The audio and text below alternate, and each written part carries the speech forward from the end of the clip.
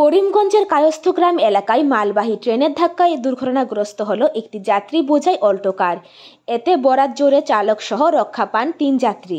এদিন স্থানীয় দুয়ারিবাগ এলাকার রেলগেট না থাকা রেলওয়ে ক্রসিং দিয়ে AS10A1511 নম্বরের অল্টো কার রেলপথ পার করতে গিয়ে গাড়িটি রেলের ট্রাকে ফেঁসে যায়। এতে গাড়ির যাত্রীরা সম্মুখে ভয়ঙ্কর বিপদ দেখে কাল বিলম্ব না করে গাড়ি থেকে নেমে অন্যত্র আশ্রয় নেন।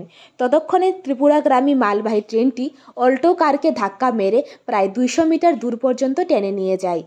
এতে অল্টো গাড়িটি বিভিন্ন অংশ দুমড়ে মুচড়ে যায়।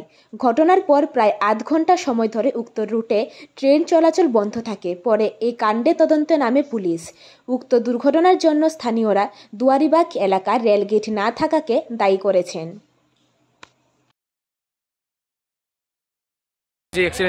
সকালে ৯টা মানে একটু সময় আগে তারা রেল ক্রস করার লাগছে গাড়ি দিয়া। আচ্ছা। আর দেখছে মানে ট্রেনটা ফাঁসি মানে গাড়িটা ফাঁসি গেছে। আচ্ছা। গাড়িটা ফাঁসার পরে তারা নামতো মানে গাড়িটা ক্রস করতে পারছে না, দেখছে ট্রেন আর তখন তারা সব প্যাসেঞ্জার নামিয়ে গেছে গিয়া। আর গাড়িটা রয়েছে এখন গাড়ি তো ট্রেন তো ব্রেক মারতে পারছে না, গাড়িটা ঠেলাইয়া এখন ইয়েছে।